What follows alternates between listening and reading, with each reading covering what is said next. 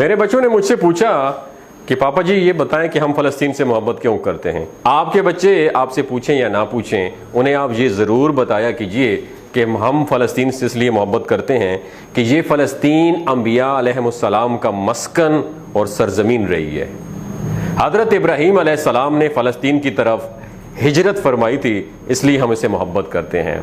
اللہ تبارک و تعالیٰ نے حضرت لوط علیہ السلام کو اس عذاب سے نجات دی تھی جو ان کی قوم پر اسی جگہ پہ نازل ہوا تھا۔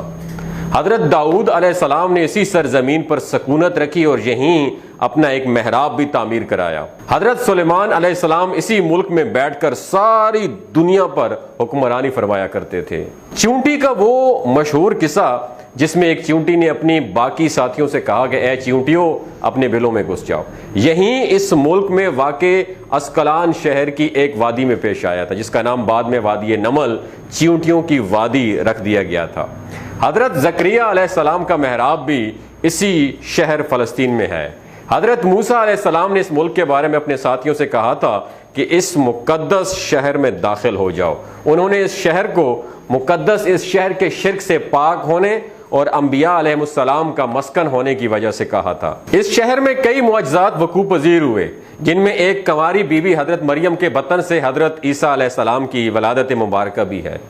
حضرت عیسیٰ علیہ السلام کو جب ان کی قوم نے قتل کرنا چاہا تو اللہ تبارک و تعالیٰ نے انہیں اسی شہر سے آسمان پر اٹھا لیا تھا۔ ولادت کے بعد جب عورت اپنی جسمانی کمزوری کی انتہا پر ہوتی ہے، ایسی حالت میں بی بی مریم کا کھجور کے تنے کو ہلا دینا بھی ایک معجزہ الہی ہے۔ قیامت کی علامات میں سے ایک حضرت عیسیٰ علیہ السلام کا زمین پر واپس تشریف لانا اسی شہر کے مقام پہ سفید مینار کے پاس ہوگا۔ اسی شہر کے ہی مقام باب لد پر حضرت عیسیٰ علیہ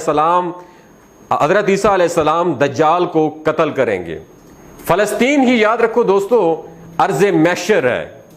اسی شہر سے ہی یاجوج ماجوج کا زمین میں قتال اور فساد کا کام شروع ہوگا، اور اسی شہر میں وقوع پذیر ہونے والے قصوں میں سے ایک قصہ طالوت اور جالوت کا بھی ہے۔ فلسطین کو نماز کی فرضیت کے بعد مسلمانوں کا قبلہ اول ہونے کا اعزاز بھی حاصل ہے۔ ہجرت کے بعد حضرت جبرائیل علیہ السلام دوران نماز ہی حکم ربی سے آقا صلی اللہ علیہ وآلہ وسلم کو مسجد اقصی جو کہ فلسطین میں موجود ہے وہاں سے بیت اللہ شریف کی طرف رخ کرا گئے تھے۔ جس مسجد میں یہ واقعہ پیش آیا تھا وہ مسجد آج بھی مسجد قبلتین کہلاتی ہے۔ حضور اکرم صلی اللہ علیہ وآلہ وسلم معراج کی رات آسمان پر لے جانے سے پہلے مکہ مکرمہ سے یہاں بیت المقدس یعنی فلسطین لائے گئے۔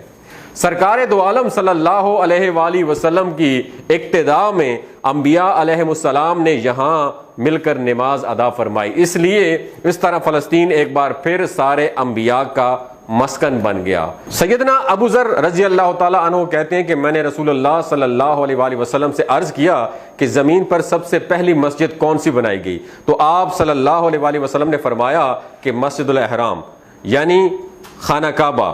تو وہ بتاتے ہیں کہ میں نے عرض کیا کہ پھر کون سی مسجد تعمیر ہوئی؟ تو مسجد پھر بنائی گئی۔ تو آپ صلی اللہ علیہ وسلم نے فرمایا کہ مسجد الاقصی یعنی بیت المقدس۔ میں نے پھر عرض کیا کہ ان دونوں کے درمیان کتنا فاصلہ ہے؟ تو آپ صلی اللہ علیہ وآلہ وسلم نے فرمایا کہ 40 برس کا۔ تو جہاں بھی نماز کا وقت پا لے تو وہیں نماز ادا کر لے، بس وہی مسجد ہی ہے۔ وصال حبیبنا صلی اللہ علیہ وآلہ وسلم کے بعد حضرت ابو بکر رضی اللہ تعالی عنہ کو ارتداد کے فتنہ اور دیگر کئی مشکلات سے نمٹنے کے لیے عسکری اور افرادی قوت کی اشد ضرورت کے باوجود بھی ارض شام فلسطین کی طرف آپ صلی اللہ علیہ وسلم کا تیار کردہ لشکر بھیجنا بھی ایک ناقابل فراموش حقیقت ہے۔ اسلام کے سنہری دور عمریہ میں دنیا بھر کی فتوحات کو چھوڑ کر محض فلسطین کی فتح کے لیے خود حضرت عمر کا چل کر جانا اور یہاں پر نماز ادا کرنا اس شہر کی عظمت کو اجاگر کرتا ہے۔ دوسری بار معراج کی رات بروز جمعہ 27 رجب 583 ہجری کو صلاح الدین ایوبی کے ہاتھوں اس شہر کا دوبارہ فتح ہونا بھی ایک نشانی ہے۔ بیت المقدس کا نام قرآن سے پہلے تک ہوا کرتا تھا، قرآن نازل ہوا تو اس کا نام مسجد اقصی رکھا گیا۔